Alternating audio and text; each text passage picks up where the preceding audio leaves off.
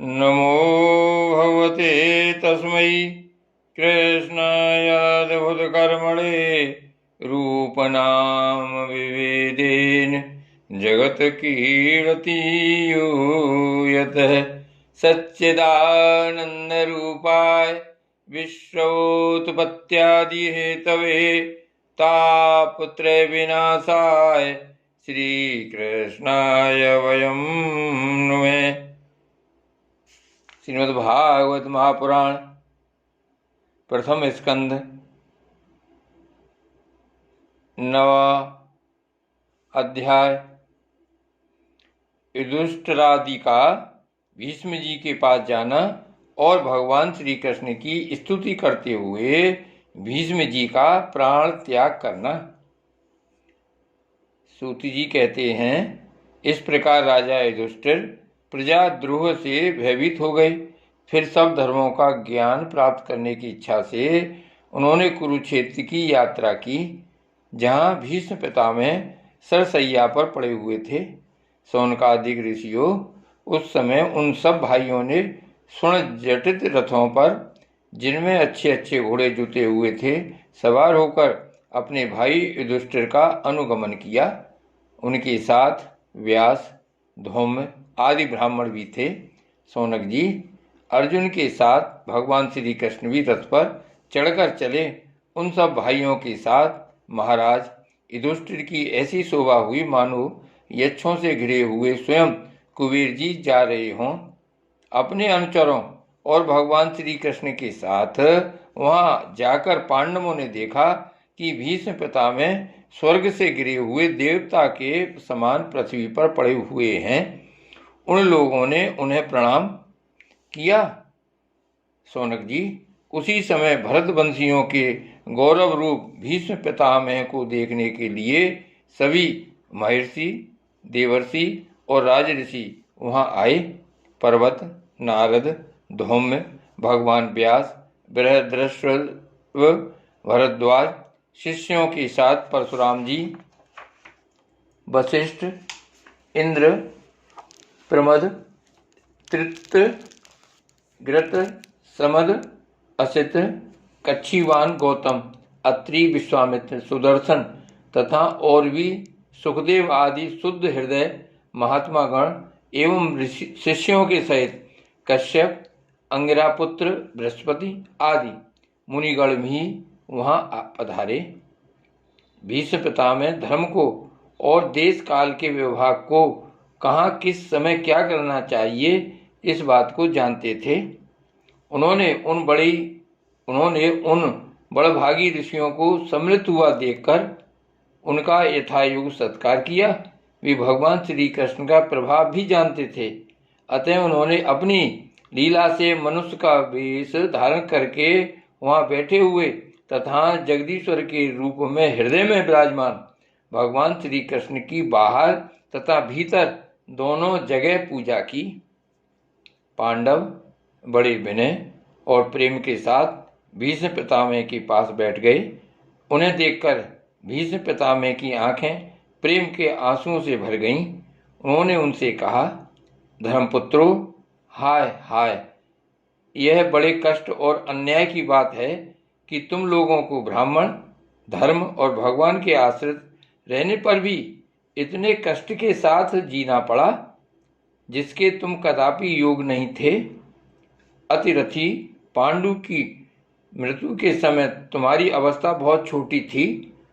उन दिनों तुम लोगों के लिए कुंती रानी को और साथ साथ तुम भी बार बार बहुत से कष्ट झेलने पड़े। जिस प्रकार बादल वायु के बस में रहते हैं, वैसे ही लोकपालों के सहित सारा संसार काल भगवान के अधीन है। मैं समझता हूँ कि तुम लोगों के जीवन में ये जो अप्रिय घटनाएं घटित हुई हैं, वे सब उन्हीं की लीला हैं। नहीं तो जहाँ साक्षात धर्मपुत्र राजा युधिष्ठिर हों, गदाधारी भीष्मसेन और धनुर्धारी अर्जुन रक्षा का काम कर रहे हों, गांडीव धनुष हो और स्वयं श्री कृष्ण सुहृदय हों, भला वहां भी विपत्ति की संभावना है। ये काल रूप श्री कृष्ण कब क्या करना चाहते हैं, इस बात को कभी कोई नहीं जानता। बड़े बड़े ज्ञानी भी इसे जानने की इच्छा करके मोहित हो जाते हैं। युधिष्ठिर, संसार की ये सब घटनाएं ईश्वर इच्छा के अधीन हैं। उसी का अनुसरण करके तुम इस अनाथ प्रजा का पालन करो, क्योंकि अब तुम ही इसके स्वामी और इसे पालन करने में समर्थ हो। ये श्री कृष्ण साक्षात भगवान हैं। ये सबके आदि कारण और परम पुरुष नारायण हैं। अपनी माया से लोगों को मोहित करते हुए ये यदुवंशियों में छिपकर लीला कर रहे हैं। इनका प्रभाव अत्यंत गूढ़ एवं रहस्यमय है। युधिष्ठिर, उसे भगवान शंकर, देवर्षि नारद और स्वयं भगवान कपिल ही जानते हैं, जिन्हें तुम अपना ममेरा भाई, प्रिय मित्र और सबसे बड़ा हितु मानते हो, तथा जिन्हें तुमने प्रेम बस अपना मंत्री, दूत और सारथी तक बनाने में संकोच नहीं किया है, वे स्वयं परमात्मा हैं। इन सर्वात्मा, समदर्शी, अद्वितीय, अहंकार रहित और निष्पाप परमात्मा में उन ऊंचे नीचे कार्यों के कारण कभी किसी प्रकार की विषमता नहीं होती। युधिष्ठिर, इस प्रकार सर्वत्र सम होने पर भी देखो तो सही, वे अपने अनन्य प्रेमी भक्तों पर कितनी कृपा करते हैं। यही कारण है कि ऐसे समय में, जबकि मैं अपने प्राणों का त्याग करने जा रहा हूँ, इन भगवान श्री कृष्ण ने मुझे साक्षात दर्शन दिया है। भगवत पारायण योगी पुरुष भक्ति भाव से इनमें अपना मन लगाकर और वाणी से इनके नाम का कीर्तन करते हुए शरीर का त्याग करते हैं और कामनाओं से तथा कर्म के बंधन से छूट जाते हैं। वे ही देव भगवान अपने प्रसन्न हास्य और रक्त कमल के समान अरुण नेत्रों से उल्लसित मुख कमल वाले चतुर्भुज रूप से, जिसका और लोगों को केवल ध्यान में दर्शन होता है, तब तक यहीं स्थित रहकर प्रतीक्षा करें, जब तक मैं इस शरीर का त्याग न कर दूं। सूत जी कहते हैं, युधिष्ठिर ने उनकी यह बात सुनकर सरसैया पर सोए हुए भीष्म पितामह से बहुत से ऋषियों के सामने ही नाना प्रकार के धर्मों के संबंध में अनेकों रहस्य पूछे। तब तत्ववेत्ता भीष्म पितामह ने वर्ण और आश्रम के अनुसार पुरुष के स्वाभाविक धर्म और वैराग्य तथा राग के कारण विभिन्न रूप से बतलाए हुए निवृत्ति और प्रवृत्ति रूप द्विविध धर्म, दान धर्म, राजधर्म, मोक्ष धर्म, स्त्री धर्म और भगवत धर्म, इन सब का अलग अलग संक्षेप और विस्तार से वर्णन किया। शौनक जी, इनके साथ ही धर्म, अर्थ, काम और मोक्ष, इन चारों पुरुषार्थों का तथा इनकी प्राप्ति के साधनों का अनेकों उपाख्यान और इतिहास सुनाते हुए विभाग से वर्णन किया। भीष्म पितामह इस प्रकार धर्म का प्रवचन कर ही रहे थे कि वह उत्तरायण का समय आ पहुंचा, जिसे मृत्यु को अपने अधीन रखने वाले भगवत पारायण योगी लोग चाहा करते हैं। उस समय हजारों रथियों के नेता भीष्म पितामह ने वाणी का संयम करके मन को सब ओर से हटाकर अपने सामने स्थित आदि पुरुष भगवान श्री कृष्ण में लगा दिया। भगवान श्री कृष्ण के सुंदर चतुर्भुज विग्रह पर उस समय पीताम्बर फहरा रहा था। भीष्म जी की आंखें उसी पर एकटक लग गईं। उनको शस्त्रों की चोट से जो पीड़ा हो रही थी, वह तो भगवान के दर्शन मात्र से ही तुरंत दूर हो गई, तथा भगवान की विशुद्ध धारणा से उनके जो कुछ अशुभ शेष थे, वे सभी नष्ट हो गए। अब शरीर छोड़ने के समय उन्होंने अपनी समस्त इंद्रियों के वृत्ति विलास को रोक दिया और बड़े प्रेम से भगवान की स्तुति की। भीष्म जी ने कहा, अब मृत्यु के समय मैं अपनी यह बुद्धि जो अनेक प्रकार के साधनों का अनुष्ठान करने से अत्यंत शुद्ध एवं कामना रहित हो गई है, यदुवंश शिरोमणि अनंत भगवान श्री कृष्ण के चरणों में समर्पित करता हूँ, जो सदा सर्वदा अपने आनंदमय स्वरूप में स्थित रहते हुए भी ही कभी विहार करने की, लीला करने की इच्छा से प्रकृति को स्वीकार कर लेते हैं, जिससे यह सृष्टि परंपरा चलती है। जिनका शरीर त्रिभुवन सुंदर एवं श्याम तमाल के समान सांवला है, जिस पर सूर्य रश्मियों के साथ श्रेष्ठ पीतांबर लहराता रहता है और कमल सदृश मुख पर घुंघराली अलकें लटकती रहती हैं, उन अर्जुन सखा श्री कृष्ण में मेरी निष्कपट प्रीति हो। मुझे युद्ध के समय की उनकी वह विलक्षण छवि याद आती है। उनके मुख पर लहराते हुए घुंघराले बाल घोड़ों की टाप की धूल से मटमैले हो गए थे और पसीने की छोटी छोटी बूंदें शोभायमान हो रही थीं। मैं अपने तीखे बाणों से उनकी त्वचा को भींध रहा था। उन सुंदर कवच मंडित भगवान श्री कृष्ण के प्रति मेरा शरीर, अंतःकरण और आत्मा समर्पित हो जाएं।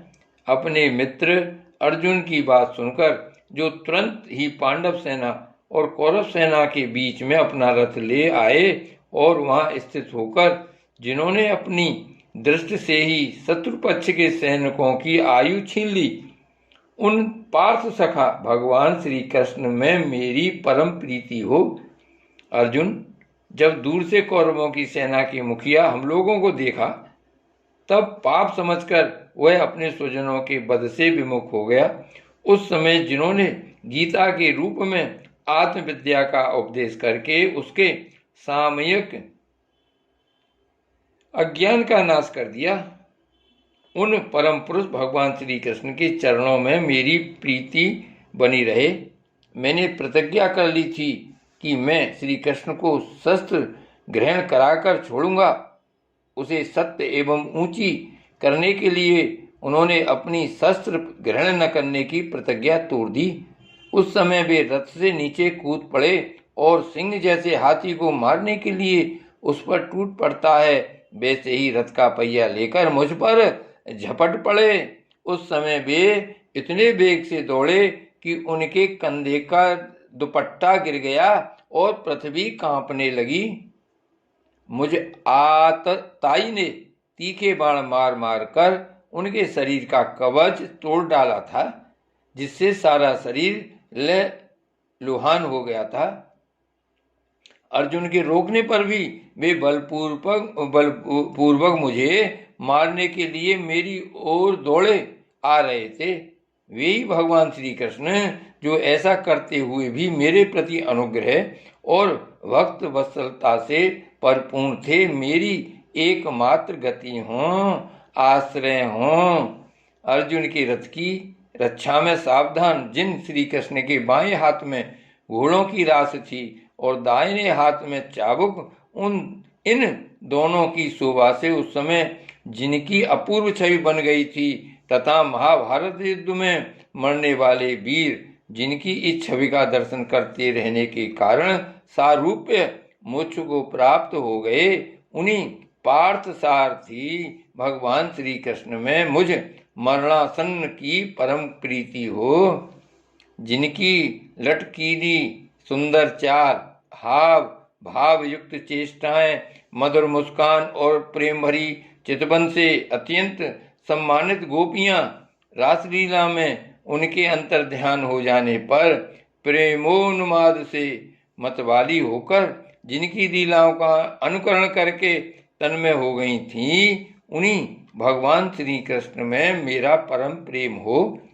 जिस समय युधिष्ठिर का राजसूय यज्ञ हो रहा था, मुनियों और बड़े बड़े राजाओं से भरी हुई सभा में सबसे पहले सबकी ओर से इन्हीं सबके दर्शनीय भगवान श्री कृष्ण की मेरी आंखों के सामने पूजा हुई थी, वे ही सबके आत्मा प्रभु आज इस मृत्यु के समय मेरे सामने खड़े हैं।